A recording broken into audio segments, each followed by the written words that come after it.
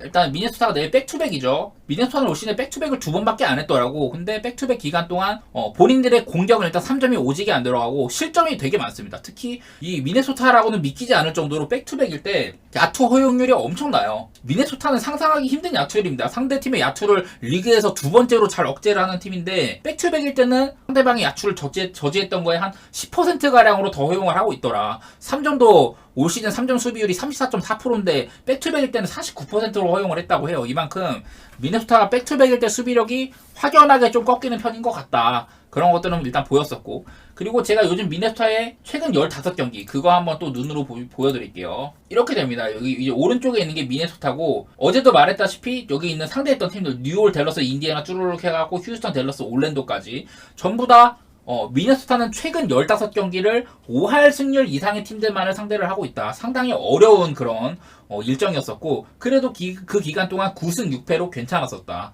하지만 최근 이 어려운 팀들을 상대하는 그 15경기 기간 동안 그 오펜시브 레이팅, 말 그대로 공격 이런 기대치, 공격의 기대값이 한 20등 수준이었고, NBA 30개 팀 중에. 그리고 수비는 그래도 한 5등 수준. 원래 뭐 수비는 잘했으니까. 그만큼 미네소타가 어려운 팀들을 상대하는 와중에 본인들의 이런 특색은 살려갔지만은 그래도 많이 패배를 했죠. 6패나 했었고, 더구나 내일은 이제 이런 16연전의 마지막, 이런 어려웠던 5할 승률의 이상 팀들만을 상대하는 일정의 마지막 종점이 보스턴 TD 가든이거든요. 한마디로 존나 어려운 경기를 한다 이거야. 내일 5할 승률 이상의 팀들을 상대하는 16연전 중에 원정이 총 11번이 포함되어 있는데 내일도 원정 경기죠. 되게 어려운 경기가 될 거라는 거고, 자 그럼 미네소타의 TD 가든 원정, 미네소타가 보스턴 원정 가가지고 승리했던 게 마지막으로 언제냐? 2005년 3월 6일이라고 하더라고요. 이때면 이제 케빈 가넷이 보스턴에서 막 우승하고 하기 전에 원래 미네소타 선수잖아요. 미네소타에 케빈 가넷이 있던 시절이다. 그리고 보스턴에는 뭐 이제 우리가 알고 있는 피어스라든지 폴 피어스라든지 이제 뭐 게리 페이튼도 아시는 분들 오랫동안 이제 진짜 한 90년대부터 느바 보신 분들, 그런 분들은 게리 페이튼 아실 수도 있겠죠. 아무튼 이 정도로 진짜 엄청 옛날이라는 거고, 2005년이면 이제 르브론의 그 이제 2년차 시즌이고 6,884일 전이다. 엄청, 그러니까 한마디로 오래됐다는 소리죠. 미네소타가 TD 가든에서 승리해본 지가 너무나도 오래됐다. 그 얘기를 하는 거고, 여러 가지 뭐 따져봐야겠죠. 당연히 주루가 내일 퀘셔너블이 걸려있다. 포르징기스나 호포드 다 퀘셔너블 걸려있다. 하지만은 저는 개인적으로 이런 역사적인 지표, 축구도 그렇고 최근에 최근 이런 뭐 흐름 같은 데이터, 연속된 데이터라든지 양팀의 맞대결상 진짜 몇 년 동안 못 이겨봤다, 이런 것들 있잖아요. 저는 그런 것들을 많이 신뢰하는 편이긴 하거든요. 자, 그럼 뭐 일반승은 뭐 보스턴이 가져간다고 치고 핸디는 어떻게 될 것 같냐? 저는 핸디도 보스턴이 가져갈 것 같아요. 왜냐면은 저는 뭐 여러 번 말했지만 미네소타는 지금 앤트맨이나 타운스 같은 1, 2 옵션들이 여전히 좀 정신을 못 차리고 있는 상황처럼 보인다. 반면에 보스턴은 내일 뭐 주루도 못 나올 수도 있고 포르징기스도 못 나올 수 있고 하다지만은 그냥 팀적으로 굉장히 잘 굴러가는 모습이 눈에 띄더라. 인디애나한테 패하긴 했는데 뭐 그럴 수도 있지. 일단은 뭐 그건 이제 원정이었고, 내일은 또 보스턴이 TD 가든 홈, 올 시즌 17승 무패를 자랑하는 홈이다 보니까 저는 어지간하면 보스턴이 가져갈 거라고 생각을 하고 있고, 양팀 다 끝내주는 수비팀들이라서 되게 빡빡할 거다 이런 생각도 들긴 하는데, 근데 미네소타도 홈이랑 원정의 수비력 차이도 많이 나고, 기본적으로 지금 최근의 폼을 봤을 때는 저는 보스턴이 훨씬 더 좋은 팀이라는 생각이 들어요. 저는 개인적으로 미네소타의 선수, 제가 좋아하는 선수도 미네소타에 많은 편이고, 보스턴은 오히려 제가 관심을 좀 덜 가지는 편에 속하는데, 근데 냉정하게 양팀의 전력을 봤을 때는 저는 보스턴이 앞선다고 봅니다. 그런 것들 바탕으로 보스턴의 마행 생각을 하고 있고요. 원정에서의 미네소타는 그래도 득점 113, 실점 110 이 정도로 홈이랑 원정에서의 실점값이 상당히 많이 차이 나는 편이기도 하고, 그리고 뭐 템포로 봤을 때 미네소타가 그러니까 아주 공격을 못하는 팀도 아니고, 보스턴도 그냥 3점 바로 올려붙이고 거리낌 없이 공격하는 편이거든요.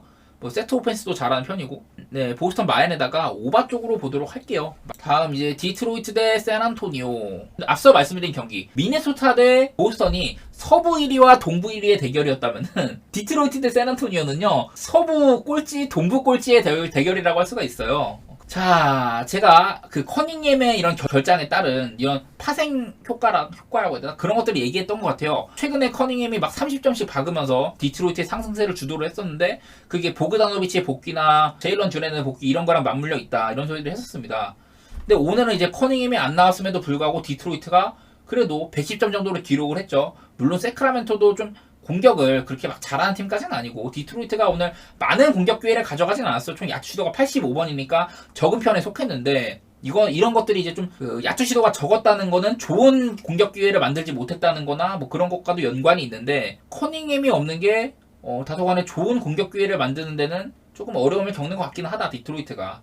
그런 것들은 일단 생각이 들고, 이게 내일 뭐 샌안토니오는 웬벤야마가 뛰고 있잖아요. 근데 이 반대로 디트로이트의 제일런 듀랜도 꽤나 괜찮은 그 포텐셜이 있는 유망주란 말이야. 어시스터? 약간 좀 시야가 괜찮은 빅맨? 좀 아데바요처럼 클 가능성이 있는 빅맨이라고 생각이 돼요. 나름대로 컨트롤 타워를 해줄 만한 선수라고 보고, 뭐 아데바요보다도 키도 훨씬 크죠. 좀 장래가 좀 저는 밝은 선수라고 생각은 해요. 물론 뭐 웬벤야마급의 이런 NBA의 아이콘이 될 수 있는 그런 포텐셜까지는 아니겠지만은, 저는 듀랜도 개인적으로 괜찮은 선수라고 생각을 해가지고 이렇게 밑에다가 뭐 드라이브도 가능하다, 픽앤롤에서 좀 능동적으로 뛸 수가 있다, 에이패스까지 가능한 그런 센스를 갖추고 있다, 뭐 이런 얘기들 했는데, 뭐 일단은 내일도 디트로이트가 커닝햄도 없고 몬테모리스도 여전히 빠지다 보니까 마땅히 팀에 이런 그 항해사 역할을 해줄 선수는 없는 것 같다, 그런 생각은 들긴 들거든요. 근데 샌안토니오는요, 사실 디트로이트는 그래도 약간 약진하는 모습이라도 보여줬지, 샌안토니오는 사실 난 그것도 아니라고 보긴 하거든. 웬벤야마를 위시로 나름대로 잘 풀어가면 잘 풀어가겠는데, 근데 저는 올 시즌에 보여준 약간 고점이라고 해야 되나? 그런 것들은 나는 디트로이트 쪽이 좀 더 인상 깊긴 했어. 어쨌든 이거는 되게 어렵거든요. 안 그래도 디트로이트는 커닝햄도 없는데 이걸 디트가 갈 수가 있냐, 뭐 그런 생각이 드는데, 저는 일단은 디트의 플랜에다가 오바 쪽을 생각을 하고 있기는 해요.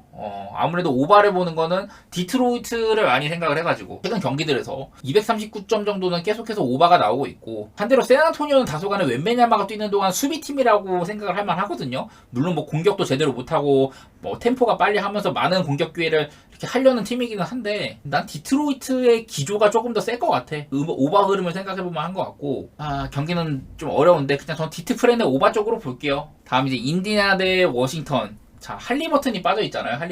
할리버튼이 없는 3경기 동안 인디애나의 평균 뭐 야투율이라든지 그런 것들이 계산을 해왔어요. 본인들이 평균적으로 119점을 넣었고, 할리버튼이 없는 경기들에서 올 시즌에 인디애나가 거의 뭐 한 평균적으로 여기 127득점 기록하고 있죠. 127득점을 기록을 하고 있는데, 할리버튼이 없을 때는 한 8점가량이 빠지더라, 득점이. 그리고 뭐 야투율 같은 거는 그래도 좋게 찍히는 편이고, 3점도 37.77 이렇게 가던데, 뭐 나쁘지는 않은 수치입니다. 할리버튼이 없어도 3점은 꽤나 꽂히기도 하고, 뭐 그런 것들이 있어요. 최근 7경기 동안 이랬었습니다. 제가 여러 차례 인디애나 이런 수비 같은 것들이 꽤나 괜찮은 부분이 있다고 했었는데, 최근 7경기 정도 동안 인디애나가 득점은 여전히, 공격면에서는 여전히 득점 1등, 야투율 2등, 3점 9등 이런 식으로 3점이 조금 좀 안 터지긴 했지만은 어쨌든 가장 많은 득점 해주고 있고 그랬었거든요. 반대로 수비는 그 상대팀한테 점수는 많이 줘.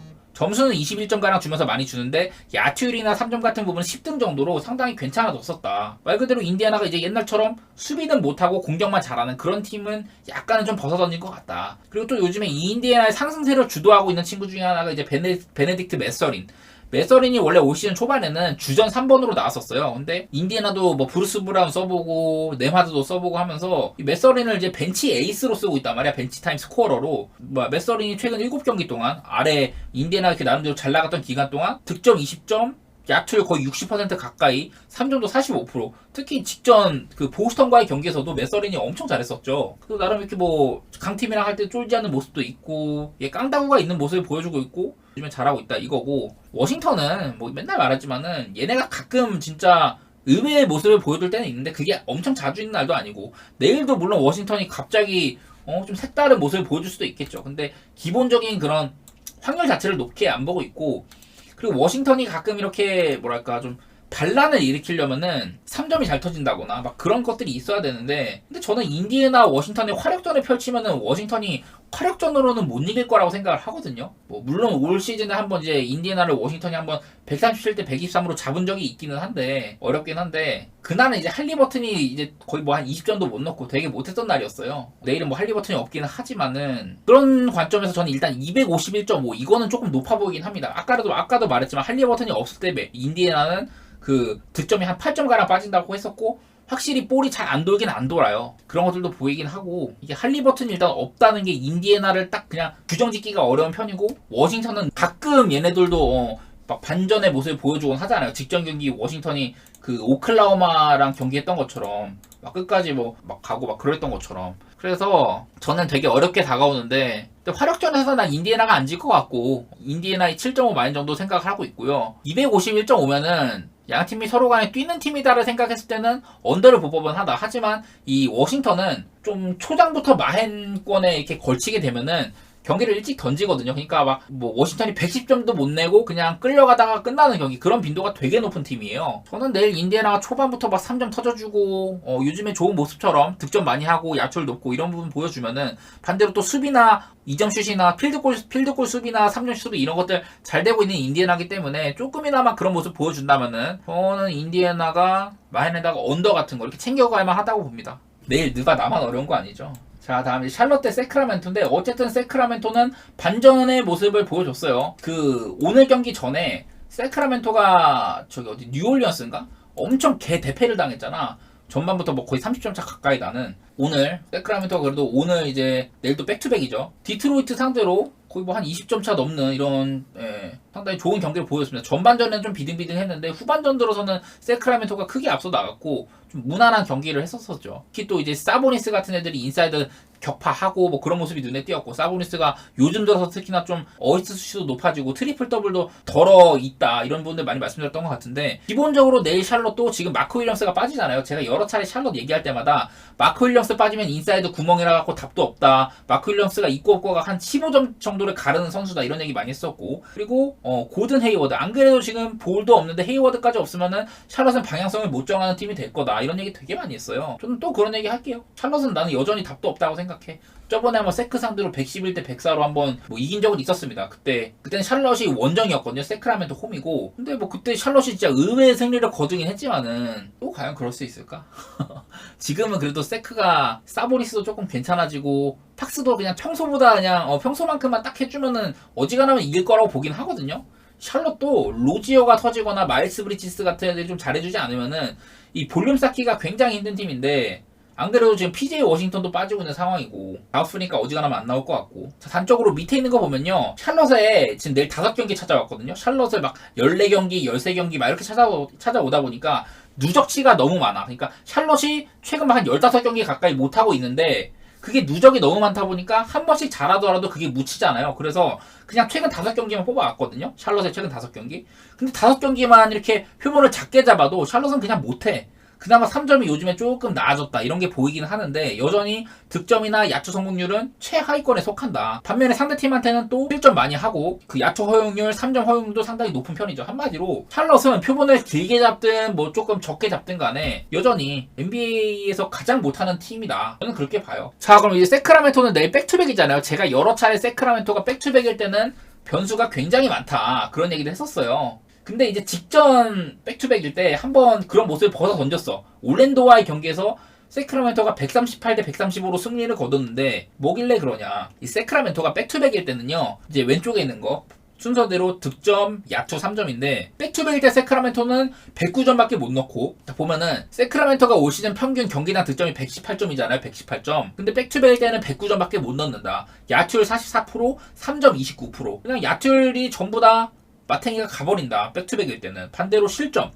평균적으로 124.8점을 5경기 동안 내줬었고 야투 허용이 52%, 3점 44.4%로 얻어맞았다. 한마디로 세크라멘토는 백투백일 때 공격도 못하고 수비도 못하는 그런 팀이었는데, 직전 올랜도와의 백투백일 때는 138대 135로 득점도 많이 하고 실점도 많이 하고 이런 양상이었었거든요. 그래서 세크라멘토가 원래는 백투백 고자였는데 그나마 직전 경기를 통해서 득점 터지면은 득점은 터지더라. 그거는 보여주긴 했어요. 그래서 고민인데, 세크가 특유의 이런 백투백일 때 존나 못한다는 점, 이거는 고민이기는 한데, 근데 그러기에는 나는 샬럿이 너무 답도 없는 팀이라고 생각을 하거든 사실. 예, 그만큼 저는 샬럿이 지금 결장자도 많고 팀 구성도 그렇고 좀 경기 내용도 그렇고 진짜 답도 없다고 생각을 해요. 기본적으로 샬럿이 너무 못하고 세크라멘토는 그나마 요즘 들어서는 조금 본인들의 농구를 찾아가는 느낌은 있다. 사보니스 활용하는 것도 그렇고 전반적으로 3포인트 컨디션이 안 좋기는 한데, 그리고 백투백일 때 걱정되는 점도 있기는 한데 저는 세크 많이 볼 것 같고요. 언더오버는 235면은 세크 경기치고는 되게 낮은 편이란 말이야. 근데 워낙에 지금 요즘에 샬럿이 너무 득점력이 저조해가지고 평균적으로 최근 5경기 105점밖에 못 넣고 있다 보니까 더 보도록 할게요. 모르겠어요. 이거는 저는 내일 어지간하면 이거는 내일 최종본에서 그냥 뭐 변경되는 기준점이라든지 그런 것들 보고 하는 게 맞는 것 같기는 하네요. 그 다음에 애틀랜타 대 필라델피아, 이 경기도 어렵습니다. 왜 어렵냐, 필라델피아가 엔비드가 빠지죠. 그게 제일 좀 큰 변수인데, 자, 올 시즌 맞대결, 올 시즌이 아니라 최근 양 팀의 맞대결 상으로는 필라델피아가 5연승을 거뒀어요. 5연승을. 양 팀의 맞대결을 한다고 했을 때 필라델피아가 조금이라도 웃는 부분이 있더라. 특히나 올 시즌 2번 만나는데 2번 다 10점 차가 넘는 그런 마헨을 필라델피아가 거뒀습니다. 물론 그 경기들은 전부 이제 엔비드가 출전한 경기였었고, 엔비드가 있을 때와 없을 때 필라델피아는 엄청나게 다르죠. 특히 이 필라델피아가 제가 이렇게 4경기 정도로 이렇게 주황색으로 표시를 해놨어요. 이게 뭐냐, 이 4경기 동안 엔비드가 전부 다 결장을 했었다. 평균 득점 112점에다가 야투율 45%, 3점 33.3%로 야투율이 전반적으로 부진했고 득점도 별로 안 터졌습니다. 반대로 상대팀한테 허용한 거는 110점 8점 허용했고 야투율 48%, 3점 35% 이런 식으로 좀 저조했어요. 본인들이 넣은 것보다도 많이 얻어맞았어요. 이렇게 엔비드가 없는 기간 동안에는. 엔비드가 없었을 때 필라델피아의 이런 그 득점 행보라든지 그런 것들은 다소간에 아쉽기는 하더라.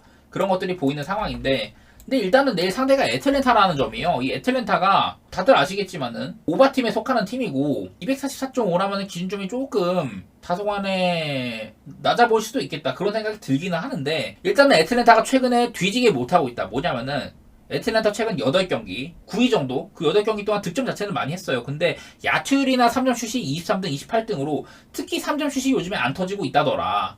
이런 것들이 보이고, 반대로 상대팀한테는 리그에서 2번째로 많은 실점을 보였었고 야투율 한 4번째로 많이 허용했고 3점 8번째로 많이 허용했다고 해요. 그만큼 애틀랜타는 여전히 안 되던 수비는 여전히 안 되고 실점도 많이 하고 있다. 근데 본인들의 공격도 이 내용상으로는 상당히 별로더라. 득점은 많이 하지만 야투율도 되게 별로고, 이런 그림이라면은 일반적으로는 애틀랜타가 많이 졌겠구나 이렇게 생각해볼만 하거든요. 그리고 애틀랜타가 최근 한 8경기 정도 살펴보면은 그 기간 동안 2승 6패예요. 2승 6패. 애틀랜타는 리스크가 상당히 많이 있다, 그런 것들이 보이긴 하는데, 근데 저는 이거 필라델피아, 물론 엔비드가 없을 때도 그 폴 리드 써가면서 이런 윙 자원들, 필라델피아가 잘하는 윙 자원들 많이 써가면서 좋은 경기를 할 때도 많기는 많은데요. 근데 나는 이게 좀 약간 그런 측면, 재능의 측면에서는 나는 약간 꿀린다고 생각을 해. 필라델피아가 물론 매치도 있고 그렇긴 한데, 이 필라델피아가 윙농구로 승리를 할 수 있을까? 저는 이거 승패는 조금 어려운 것 같고, 언더오버는요, 저는 한번 언더 쪽으로 생각해 보도록 할게요. 이거는요,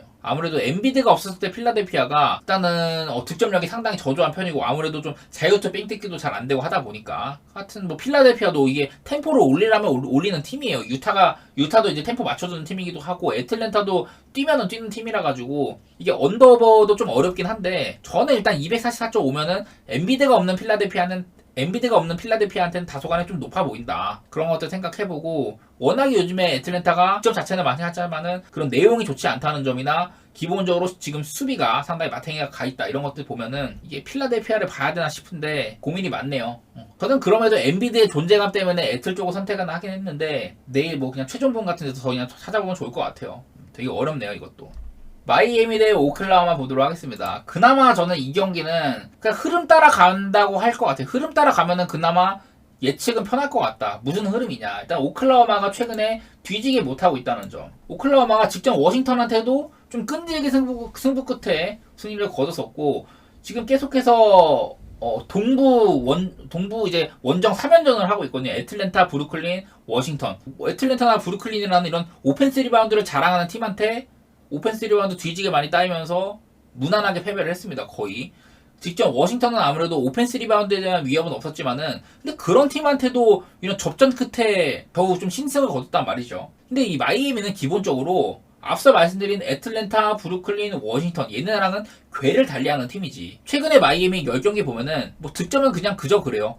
득점 25등, 야투율 25등, 3점 16등 이런 편인데, 수비가 그냥 졸라 잘해. 수비가. 그 마이애미가 최근 3경기 동안 득점은 3번째로 적게 허용, 야투율도 5번째로 적게 허용, 3점도 3번째로 좀 적은 이런 확률로 허용했다. 말 그대로 수비를 상당히 잘하고 있다 이거거든요. 특히나 버틀러도 없는 와중에. 반대로 이제 오클라호마는 최근 이 동부 원정 3연전 동안 그 득점 자체는 굉장히 잘해요. 득점, 야투율, 3점 모두 1등, 1등, 4등 정도로 득점 관련된 건 잘한다. 근데 수비가 리그에서 4번째로 많이 허용을 했다더라. 최근 3경기 동안. 이때 동안 실점을 141, 124, 128 이렇게 했거든요. 보다시피 이 오클라호마는 오펜시브 레이팅이 한 4등 정도 되고, 그리고 디펜시브 레이팅 한 7등 정도 되는 팀이거든요. 그래서 전체 넷 레이팅이 3등으로 보스턴이랑 필라델피아 다음으로 넷 레이팅이 좋은 팀이 오클라호마인데, 근데 최근 3경기 동안 동부 원정 다니는 동안 특히 5할 승률 미만의 팀들을 계속해서 만나는데도 불구하고 저렇게 많은 실점을 했다. 저는 내일은 일단은 마이애미 쪽에 플랜을 볼 것 같고 오바 볼 것 같아요. 이 경기는 저는 이거는 그냥 좀 분석 따라 결 따라 가기로 했습니다. 물론 마이애미도 좀 뭐 워낙에 지금 요즘 들어서 3점도 조금 저조한 편이고 확실한 득점을 해줄 만한 볼륨 채워줄 만한 자원이 좀 없어 보인다 이런 것들은 있긴 있는데 그래도 그냥 마이애미 플랜에다가 오바 쪽으로 생각해 볼게요. 오클라호마가 워낙에 요즘 조금 약간 DTD 페이스라고 해야 되나? 그런 것도 보이긴 보여가지고 다음 시카고 대 휴스턴. 기본적으로 개 언더팀들 간의 대결이라고 일단 생각은 들어요. 특히 시카고가 개 언더팀인데 시카고가 최근 9경기 동안 득점은 뒤에서 2등, 야투율 23등, 3루 성공률 20%대, 30등 이렇습니다. 반대로 수비는 9경기 동안 리그에서 두 번째로 적게 실점하고 있고 야투율도 세 번째로 적게 이렇게 좀 허용을 하고 있고 3점도 잘 막는 편이에요. 반대로 근데 휴스턴은 어땠냐? 같은 기간 동안 휴스턴은요, 이게 좀 딜런 브룩스가 결장하고 했던 그런 기간이거든, 9경기가. 그 경기 동안 그냥 좀 평범했습니다. 공격은 잘 안 풀려, 일단은. 19등 정도, 21등, 10등, 3점은 조금 들어간다고 하는데, 일단은 공격은 썩 잘 안 풀린 편이었고, 그럼 휴스턴이 자랑하는 수비는 어땠냐? 그냥 평균 혹은 평균 이하였어요. 이런 식으로. 그래서 최근에 이런 그 같은 9경기를 베이스로 삼았을 때는 시카고가 조금 더 확실한 색깔을 보이고 있고 챙겨간 것도 조금 많았던 것 같다. 네, 그런 것들이 보이거든요. 그래서 저는 이 경기도 뭐 양팀 다 마땅히 대단한 결장은 없습니다. 라빈 돌아오고 나서 이타적으로 잘하고 있다고 했었고 부세비치도 돌아와서 곧잘합니다. 그리고 시카고는 뭐니 해도 벤치의 파괴력이 강하죠. 벤치가 파괴력이. 내일도 뭐 카루소가 딱히 결장한다는 소식도 없고 시카고와 이런 강력한 수비를 뭐 48분 내내 돌릴만 하다. 아이오 도스무라든지 카루소라든지 이런 친구들 얘기 많이 했습니다. 제가. 그래서 저는 이거 시카고가 오히려 마인 받은 거는 조금 짜증나기는 해요. 이 휴스턴도 분명히 플레이오프 노릴 정도의 팀이고 근데 이게 시카고가 마인이어서 조금 짜증나긴 합니다만은 분위기상 시카고를 보는 게 맞는 것 같아요. 시카고가 조금 짠물 농구를 하면서 이기는 그림일 것 같기는 하다. 기준점이 215.5거든요. 제가 아까도 뭐 양팀 다 되게 언더팀 간의 대결이다 이런 얘기 많이 했는데 근데 암만 생각해도 215.5는 난 너무 낮긴 한 것 같거든. 제가 저번에도 휴스턴 경기 얘기를 할 때 이거 마이애미와 휴스턴 일단 마이애미도 시카고급은 아니지만 어쨌든 수비팀은 맞아. 아까 봤다시피 마이애미가 직전 경기도 봤다시피 최근 10경기 동안 수비 부분에서 3등, 5등, 3등 정도 이렇게 한다고 했잖아요. 근데 시카고는 2등, 3등, 8등으로 마이애미보다 또 실점을 좀 더 적게 하는 팀이긴 하다. 근데 마이애미 대 휴스턴 직전 경기가 113대 120으로 233점이 났어요.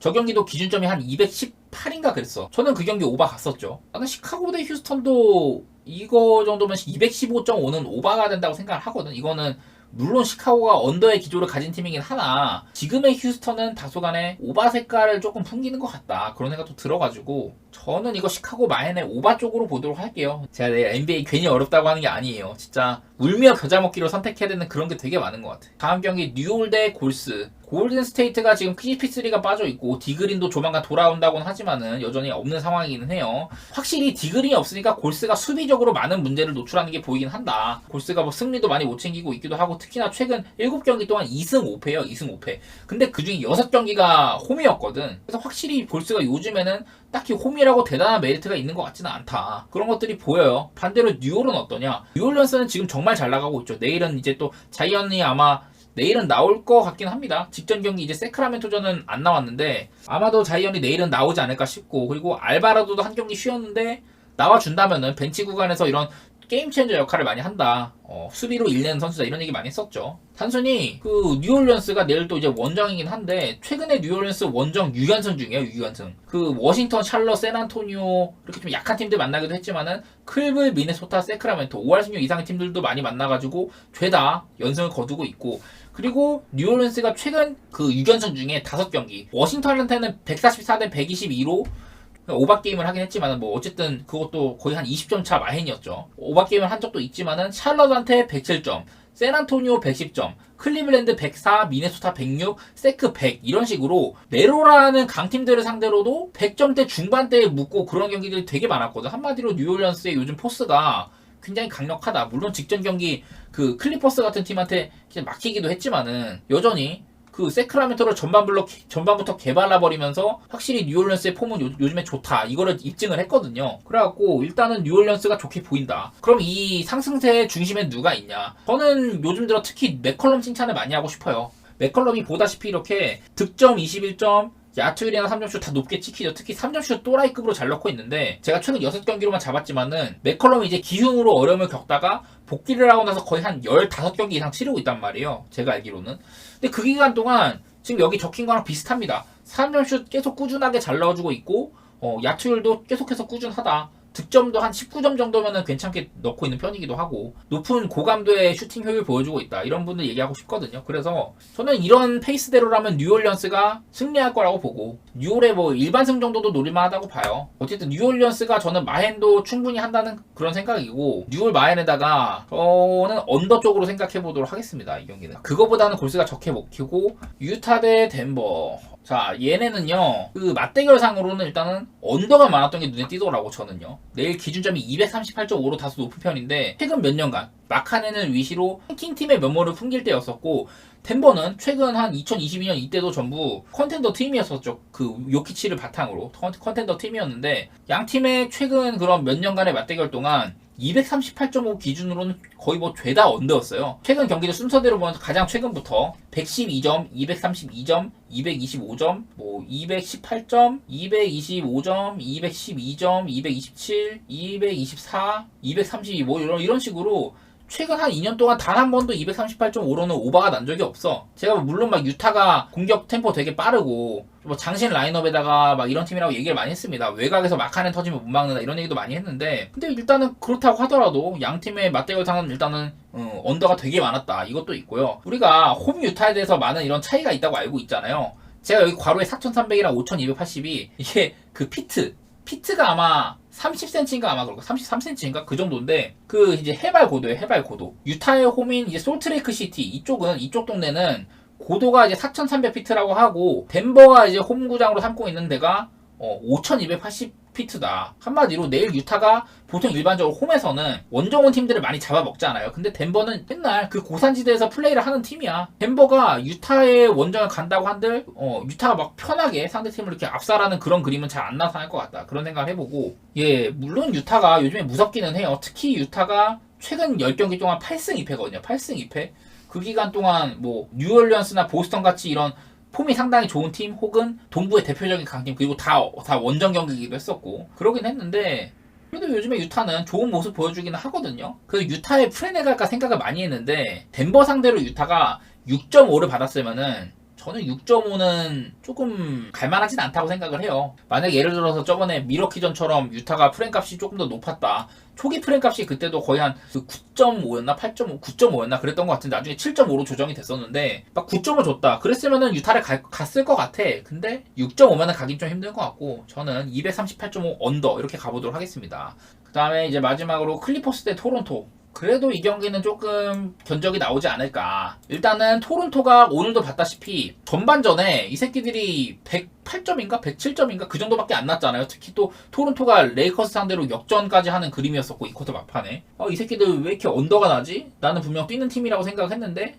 오늘 페이스 좋았는데 이러다가 주력 못 먹겠다 이런 생각을 했단 말이야. 후반전에만 토론토가 후반전에만 거의 160점을 넣었잖아요. 전반전에 100 몇 점이고 하여튼 뭐 159점인가 후반전에 아무튼 아주 놀라운 공격 행보를 보였습니다. 근데 토론토가 오늘 이제 오바가 났던 거는 막바지에 좀 파작 같은 것도 있었었죠. 파작 같은 것 때문에 자유투도 있었는데 레이커스 상대로 되게 좋은 경기를 했어요. 오늘 토론토도. 일단 기본 사항부터 말하고 갈게요. 토론토가 내 백투백인데 올 시즌 백투백일 때 토론토는 득점이나 뭐 이런 실점 면에서 평균적으로 이제 그 높은 수치를 보이고 있다. 본인들 평균보다도. 야투율도 특히 3점이 백투백일 때 높아지는 편이고 상대팀한테 허용한 값도 백투백일 때 다소 높은 편이긴 해요. 그리고 최근 5경기의 토론토. 이게 뭐냐. 토론토가 최근 5경기 동안 퀴클리랑 바렛이 트레이드 된 이후 말 그대로 아누노비를 보내고 얘네 둘을 데려오면서 되게 오바팀으로 거듭났다고 했는데 토론토의 최근 5경기 동안 저렇다는 겁니다. 득점 126.8점으로 전체 3등, 야투율 2등, 3.5등 이런 식으로 그야말로 토론토는 확연하게 공격 색깔을 띠는 팀으로 변모를 했다 이거였고 그럼 반대로 실점은 어땠냐 5경기 동안 토론토가 평균 123.4점 실점 그 23등 수준이고요. 많이 실점을 한 거죠. 그러니까 야투 허용한 거는 15등 정도 48.3% 허용해가지고 15등 정도 수비도 그래도 나름대로 잘 됐다는 편이네요. 그리고 3점슛 허용률이 39.4%로 21등 그러니까 공격은 진짜 트레이드 이게 최상위권인데 수비는 다소간의 하위권이기는 하나 막 그렇다고 엄청 떨어진 수치까지는 아니에요. 그러니까 토론토 경기가 확연하게 저는 많은 득점 바탕으로 오바팀의 색깔을 내면서 실리도 많이 챙겨가고 있다, 그렇게 생각하는 편이거든요. 토론토나 뉴욕이나 윈윈 트레이드였다, 이렇게 생각을 해요. 토론토가 지금 서부 원정 계속 하고 있는데 저는 클리퍼스 되게 좋아해요. 일단은 제가 좋아하는 하든이 소속된 팀이기도 하고 폴 조지나 카와이 그리고 이제 웨스트브룩까지 벤치에서 나와가지고 수비 에너지도 불태우면서 상당히 잘해주고 있는데, 저는 근데 지금의 토론토를 조금 더 좋게 보도록 할게요. 이거는요, 물론 토론토가 토론토가 클파를 잡아먹겠다 이런 것까지는 아닌데 9.5 정도의 프레임 값이면은 요즘의 토론토는 난 가볼만하다. 요즘의 토론토는 가볼만한 것 같고, 그리고 236.5 일단 오바. 제가 어제도 크리스 부셰라는 센터가 나오게 되면 다소간에 토론토가 퍼들이 뛸 때보다는 더 뛰는 농구를 하겠다 이런 거였거든요. 근데 사실 오늘 1, 2쿼터 보니까 그렇게 엄청 뛰지는 않더라고. 그래서 조금 걱정은 되긴 하는데, 오늘 근데 1, 2쿼터 때 부진했던 건 아무래도 이런 좀 템포보다는 야투감의 문제였어요. 특히 반즈가 2번 연속으로 3점 에어볼 내고 그런 것들 보면은 저는 감의 문제였다고 생각을 하고, 이제 한 2쿼터 막바지부터는 이제 퀴클리랑 바렛 위시로 3점 막 터지고, 반즈도 그래도 오늘 3점씩 7개 중에 3개 넣는 등 나중에 가서는 감을 또 찾았다 보니까, 저는 트레이드 이후 토론토의 이런 공격 수비 기세 따져가지고 저는 오바에다가 토론토 프렌 이렇게 보도록 하겠습니다. 꼬마 대 레알, 일단은 사우디아라비아에서 펼쳐지는 중립구장 경기고요. 현재 분위기로는 레알 마드리드가 조금이라도 더 앞서는 면모가 있다고 생각은 들어요. 근데 여기 두 팀은 늘 만날 때마다 레알이 쉽게 이렇게 쉽게 승리를 거둔다든지 그런 그림들은 별로 없었잖아요. 그래서 일단은 내일 경기도 양 팀이 좀 비등비등한 승부가 일단은 예상이 된다, 그런 말씀을 드려볼 수 있을 것 같고, 맞대결상에서는 이렇게 꼬마가 뭔가 이 실리를 취해가는 부분들이 많기는 했다. 하지만 지금 현재 전력을 놓고 봤을 때는 그래도 레알 마드리드 쪽을 조금 더 좋게 볼 여지가 있지 않을까 그런 생각들 했고, 자 아틀레티코 마드리드는 헤이닐드가 빠진다. 헤이닐드도 이제 복귀해가지고 슬슬 이렇게 한두 경씩 나오는 것 같더라고. 그래도 나올 때는 괜찮은 수비력 보여주는 선수고, 근데 레알 마드리드는 별로 없어요. 아프리칸 선수는 별로 없는 편이고, 센터백이 이제 알라바까지 시즌 아웃이 됐잖아요. 거의 저기 리디거랑 그런 나초 이렇게 두 명이서 승부를 좀 봐야 되는데, 나초가 나왔을 때 못하는 건 아니에요. 못하는 건 아닌데 일단 좀 믿음이 덜 가는 부분도 있긴 있습니다. 하지만 요즘의 폼을 봤을 때는, 레알의 폼을 봤을 때는 저는 맞대결에서 물론 레알이 꼬마를 아주 쉽게 제압을 할 거다 이렇게 보기는 어려워요. 왜냐면 여기도 좀 최전방 공격수가 미덥지 않다는 것도 있고, 모드리치나 이제 크루스도 나이가 많다 보니까 경기력에 따른 기복이라든지 그런 것도 굉장히 심한 편이기도 하고, 이거는 꼬마의 코케도 마찬가지죠. 코케도 올 시즌에 상당히 좀 오락가락하는 모습이 많이 보이는데, 대단히 양팀의 맞대결 데이터라든지 그런 것들은 얘기할 건 별로 없어요. 이제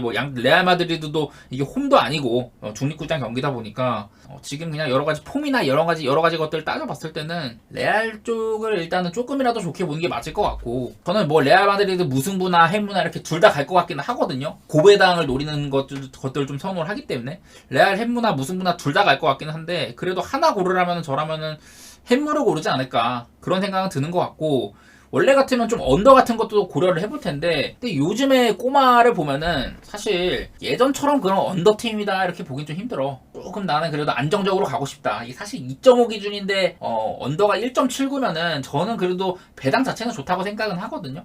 언더도 노려봄직은 한데 저는 추천까지는 안 드리고 그냥 얘기만 좀 이렇게 얘기만 좀 하도록 할게요. 참고로 말하자면 저는 리버풀 경기는 따로 베팅을 안 할 것 같습니다. 그냥 살라가 없었을 때 리버풀이 승률이 상당히 좋다고 했었었죠. 그냥 그 정도만 말씀드릴게요. 지난번에 이제 살라가 리버풀로 이적한 이후에 여기 위에 바로 적어드린 거, 이게 살라가 출전한 경기들입니다. 살라가 출전한 경기들이 저랬다는 거고, 승률 높고 평균적인 승점도 되게 높고요. 그리고 2.2 그리고 1.0 이거는 살라가 튄 경기에서 득점이나 실점이 어땠냐, 평균 득점 2.2점, 실점 1.0이라는 거예요.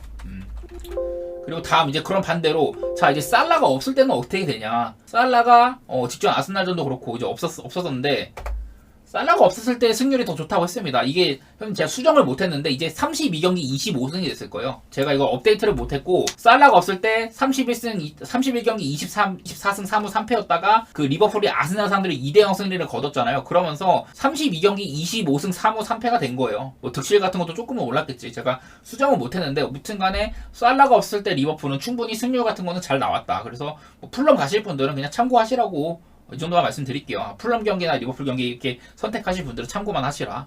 저는 배당이 좀 마음에 안 들어가지고 안 갔고, 자, 이제 그 로마 더비라고 하죠. 이탈리아에서는 데르비 델라 카피탈레 뭐 이렇게 부르는데 이게 말 그대로 수도 더비라는 뜻이고, 얘네들이 일단 이탈리아 내부에서는 가장 좀 치열한 매치로 이렇게 유명합니다. 좀 라치오보다는 로마 쪽이 결혼이 많더라고요. 로마가 이제 그 은디카 수비에 올 시즌 한 축을 담당하고 있던 은디카가 당분간은 이렇게 빠지게 될 것 같다. 네, 그리고 아우아르는 이제 좀 로테이션 자원이라고 하면 되는데, 또 아우아르도 리옹 시절에는 굉장히 잘 나가던 그런 뭐 미드필더기도 했었고, 은디카랑 아우아르가 각각 네이션스컵으로 빠진다는 거고, 라치오는 대단한 그런 건 없어요. 이제 조금 이제 거시기한 거는 임모빌레가 빠진다는 거. 루이스 알베르토는 돌아왔지만은 지금 세리아에서도 좀 좋은 폼을 보여주고 있는 골키퍼 프로베델이 그래도 지금 이탈리아 국가대표팀 3명 뽑으라고 한다면은 아마 돈나룸마, 그리고 이제 비카리오, 프로베델 아마 이렇게 뽑힐 것 같거든요. 작년에는 뭐 메렛도 거론되고 그랬었는데, 그만큼 프로베델도 나름대로 폼이 좋은 골키퍼인데 경기 출전이 좀 다소간에 어렵다, 이런 것들도 있긴 있어요. 제가 뭐 이 경기에 대해서는 뭐 어떤 선수가 뛸 거다 안 뛸 거다 뭐 그런 것들은 입수하지는 못했는데, 은디카의 땜빵을 로마는 이제 크리스텐센이라는 선수가 땜빵한다고 하고, 쿰블라도 이제 9개월 만에 벤치에 돌아오는 등 좀 선수 공백 문제가 해결되고 있는 것 같기는 해. 그냥 일단은 기본적으로 로마는 그 무리뉴 감독식 축구 언더 느낌 나고 좀 답답하지만 어떻게 막 이기는 경기 뭐 그런 것들도 기대해볼만 하죠. 반대로 라치오는 어떠냐? 사리 감독의 축구가 저는 생각보다 잘 구현되는 것 같지 않아. 기본적으로 사리 감독 생각을 하면은 이렇게 많은 포지션을 가져가면서 좀 상대보다 더 많은 공격 찬스 만들고 좀 더 유기적인 공격 작업하고 그런 것들이 있어야 되는데, 그냥 라치오는요 지금 아직도 시즌 절반이 넘었음에도 그 밀린코비치 사비치 빈자리가 너무 많이 느껴진다. 솔직히 양 팀의 지금 현재 분위기만 따졌을 때는 로마 쪽이 조금 더 낫다고 보긴 하는데, 그렇다고 해서 지금 리그에서 라치오나 로마가 뭐 대단히 뭐 좋은 행보를 이렇게 보이고 있는 건 아니잖아요. 보시다시피 최근 들어서 무승부도 나오고 아탈란타랑 유벤투스한테도 패하고, 요즘 들어서 좀 어려운 상대를 많이 만났죠. 볼로냐한테도 패하고, 그냥 로마는 뭔가 상위권 경쟁을 하기에는 상위권 팀들한테 잘 무너졌다, 그런 것들이 좀 보이는 것 같고요. 라치오도 비슷해요. 라치오는 그나마 좀 하위권 팀들을 요즘 들어서 좀 잡기는 하는데, 그 전까지 너무 처박았었고, 그냥 한마디로 이 라치오랑 로마 이 이름값 대비 옛날보다는 좀 많이 내려온 것 같다. 사실상 지금 올 시즌 잘 나가고 있는 볼로냐 제치는 것도 쉽지 않아 보이고, 뭐 아탈란타다 피오렌티나도 얘네가 어떻게 해보기 좀 어려워 보인다, 그런 느낌이 들고, 딱 저는 로마의 근소 우위 내지 그냥 무승부 정도 볼 것 같아요. 왜냐면 이게 라치오의 득점력이 너무 아쉬운 편이고, 지금 뭐 마지막으로 그리고 뭐 하나 정도만 더 보면은 라치오랑 로마 얘네들이 이제 코파 이탈리아에서는 어땠냐, 제 기억으로는 얘네들이 최근에 코파에서 뭐 대단히 잘 나갔던 기억이 없거든요. 자, 먼저 로마부터 보면은 작년에도 2회전, 재작년에도 2회전, 21년도에 1회전. 이거 어떻게 보냐면은요, 여기 보시면은 연도나 날짜 이런 게 있거든요. 보면은 작년에도 이게 로마가 기본적으로 좀 체급이 있는 팀이다 보니까 코파 이탈리아 같은 것도 좀 상위 라운드에서 시작을 한다고, 막 잉글랜드처럼 막 64강부터 시작하고 보통 그러진 않아요. 그래서 로마가 작년에도 뒷라운드부터 시작을 했는데 그렇게 높이는 못 올라갔다. 보면 2라운드밖에 못 뚫었죠. 재작년에도 보면은 2라운드밖에 못 뚫은 게 보여요. 그 전에는 이제 1라운드에서 탈락하고, 2020년에도 2라운드 만에 탈락하고, 이런 식으로 로마는 최근 몇 년 동안은 코파 이탈리아에서 그렇게 두각을 못 드러냈고 전력을 다하는 편은 아니다, 대충 이렇게 유추를 할 수가 있습니다. 그럼 라치오는 어땠냐? 그나마 제가 알기로는 라치오가 사정이 조금 더 낫긴 한데, 뭐 올해 일단 1라운드 한번 치러갖고 됐고, 작년에도 2라운드 뚫었고, 22년도도 2라운드, 21년도에도 2라운드, 20년도에도 2라운드 뭐 이런 식이에요. 그나마 이제 제 기억에 맞다면 19년도 이럴 때나 조금 잘 쳤었지. 그때 19년도 이쯤에 아탈란타가 최전성기였는데 라치오가 승리를 거두면서 그 우승까지, 아마 제 기억으로는 이게 결승이거든요. 라치오 대 아탈란타 맞나? 그 우승했을 때 맞습니다. 이렇게 그래도 코파 이탈리아에서는 라치오가 조금 더 성과를 거두긴 했었다. 근데 뭐 워낙에 좀 옛날 얘기고 벌써 한 4년 전, 5년 전 얘기니까 그래서 대단히 볼 건 없는데, 그냥 무승부 노리고 말 것 같아요, 저는요. 자, 다음 이제 마지막으로 이제 이탈리아 아탈란타랑 밀란 경기 해볼 텐데, 직전 이제 가장 최근 맞대결에서 아탈란타가 홈에서 밀란을 3대2로 이렇게 누르는 모습이 있었습니다. 그때 보면은 이걸 좀 주목할 만한 게 뭐냐면은, 지금도 여전히 밀란은 센터백 문제를 많이 겪고 있다고 했잖아요. 그래도 이때는 토모리가 아직 뛸 때야. 지금 이제 토모리도 부상으로 없고 키에르랑 아마 테오 에르난데스가 센터백을 구성할 거로 보이거든요. 근데 이날 이 전 경기에서도 테오 에르난데스가 센터백으로 나갔고 나름대로 잘했어. 근데 아탈란타라는 다소간의 공격적인 팀 그리고 상위권의 공격을 하는 팀을 만나가지고는 이날 테오가 엄청 고생을 했습니다. 본인도 좀 실수도 있었던 편이고 밀란도 3대2로 패배를 했고요. 오늘도 아마 테오랑 에르난데스랑 키에르 뭐 이렇게 아마 센터백을 구성할 것으로 보이는데 저는 밀란이 상당히 오늘 좀 고전할 가능성도 있겠다 그런 생각은 드는 것 같아요. 밀란은 지금 뭐 3백으로 나오곤 있는데 이게 왜냐면 왼쪽에 있는 히메네즈가 다소간의 레프트 윙백으로 쓰기엔 좀 공격적인 선수란 말이죠. 윙어 성향이 있는 선수라 가지고 여기 포지션상으로 윙백이지만 거의 뭐 공격적인 역할을 많이 할 것 같다. 그래서 3백으로 이렇게 나온 모양인데 칼라브리아도 원래는 이제 라이트 풀백 출신이죠. 그래서 이렇게 3백의 오른쪽 센터백을 담당하기에는 조금 뭐 무리수가 있는 선수긴 해. 체격적으로도 그렇고. 밀란은 오늘 지류가 결정하고 요비치가 나온다. 근데 제가 저번에도 요비치가 요즘에 뭐 폼이 좋은 편이라고 했었죠. 가장 최근 경기에서는 그 멀티골 넣기도 하고 물론 뭐 얘가 선발보다는 보통 그 서브로 많이 나오긴 하지만은 올 시즌에는 좋아요. 옛날에 이제 프랑크푸르트에서 잘해가지고 레알 갔다가 레알에서 망해가지고 여기저기 많이 돌아다니다가 지금 이제 밀란에 있는데 작년에 피렌체에서 넣은 골을 벌써 넘었을 거예요. 아마 밀란에서. 그 정도로 밀란은 폼이 요비치는 폼이 좋은 편이다.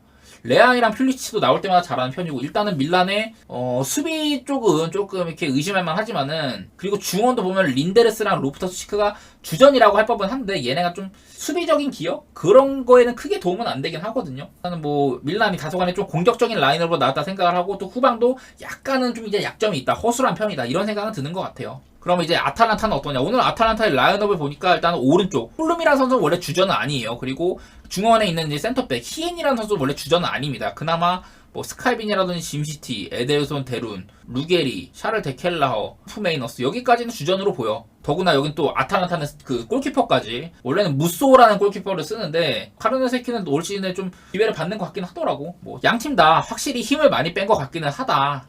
아탈란타도 오늘 여기에 지금 현재 2라인업은 없지만 미란 축구라든지 미란 축구도 폼이 좋은 편이고 샤를 데케텔라허도 폼이 좋은 편이 이 최전방에 있는 CDK 샤를 데케텔라허가 원래 밀란 소속인데 아탈란타로 임대를 온 선수예요. 임대. 근데 아탈란타 와서는 특히나 요즘에 특히 잘하고 있죠. 그래서 저는 재밌을 것 같기는 해요. 아탈란타나 밀란이나 어느 한쪽이 크게 앞선다. 이런 모습은 안 보이는 것 같고 그리고 뭐 기본적으로 아탈란타가 올 시즌 요즘 들어서는 옛날만큼의 그런 오바팀의 색깔이나 닭공팀의 이런 건 아니라고는 하지만은 여전히 많은 득점 해주고 있고 반대로 밀란은 어떠냐 어쨌든 최근 6경기 동안 밀란이 무패 달리고 있거든요. 5승 1무인가 그래 하여튼 그 정도로 밀란이 잘하고는 있는데 당장 2023년 지난 1년 동안 64실점을 했었고 1929, 1930 시즌 이후 한 해 최다 실점이었다. 거의 뭐 한 90년 전이네요. 90한 5년 전? 그 정도로 이 엄청 오랜만에 밀란이 가장 많은 실점을 했던 한 해였다 작년이. 더구나 지금은 센터백 문제도 지금 겪고 있는 편이고 그리고 뭐 이런 수비 구멍들을 어떤 뭐 긴급 처방 그런 것들로 잘 메꾸고 있기는 해요. 뭐 바르테싹이라든지 시미치 같은 뉴스도 올려갖고 땜빵을 한다든지 테오를 메꾼다든지 뭐 그런 식으로 잘 메꾸고는 있는데 일단은 예 밀란의 수비력을 높이 평가할 이유는 하나도 없다고 보고 있고 아까 말했다시피 아탈란타는 요즘에 뭐 기세 좋은 애들이 많이 있다. 루크먼이라는 그 선수가 빠져 있잖아요. 루크먼이 또 지난번 맞대결 양팀의 맞대결에서 2골을 이렇게 넣었단 말이야. 밀란을 괴롭혔던 루크먼인데 이 루크먼이 없다는 거는 이제 아탈란타 입장에서 조금 아쉽긴 하죠. 워낙에 요즘 아탈란타 애들 폼도 많이 돌아오고 해가지고 저는 양팀에 일단 오바 정도는 좋게 볼 것 같고 그 코파 이탈리아 성적 한번 볼게요. 일단은 아탈란타는 아까 말했다시피 한번 결승까지 간 적도 있었고 라치오랑 했을 때 이때 결승 가서 패배했고요. 그리고 2021년인가 이때 유벤투스랑 아탈란타 이때도 준우승했었습니다. 아탈란타가 최근 그래도 한 5년? 최근 5년 사이 아탈란타는 코파 이탈리아 결승을 2번 갔을 만큼 괜찮았다. 하지만 이렇게 2020년처럼 1라운드에 탈락한 적도 있었고 그리고 2022년에도 2라운드 탈락 작년에도 2라운드 탈락 뭐 이런 식으로 대단히 좋은 폼을 계속 유지한다 그렇지는 않기는 해요. 이런 부분 참고할 만하고 반대로 밀란은 어땠냐 밀란은 요즘에 코파에서는 그렇게 한 4강 정도까지 봤어도 그보다 높이 올라간 건 많이 못 본 것 같아. 근데 다 보면 17년도부터 해갖고 다 이제 한 4강 정도? 18년도 아니고 19년도에도 4강 정도 20년도에도 4강 정도 이렇게 뭔가 4강 정도는 욕심을 내는데 인터밀란, 밀란 이것도 4강이었었죠. 이렇게 막 4강 정도는 욕심을 내는데 그 이상은 잘 못해주고 있긴 하다. 어려운데 저는 이것도 그래도 밀란의 승적을 볼 것 같기는 하네요. 되게 어려운데 이번에는 밀란이 홈이기도 하고 그래도 수비 리스크 같은 게 있기는 하나 여전히 괜찮은 공격진의 폼들이라든지 그런 것도 봤을 때는 그냥 밀란 승의 오바 쪽이 제가 요즘에 양팀의 이런 흐름을 봤을 때는 맞다고 생각은 듭니다.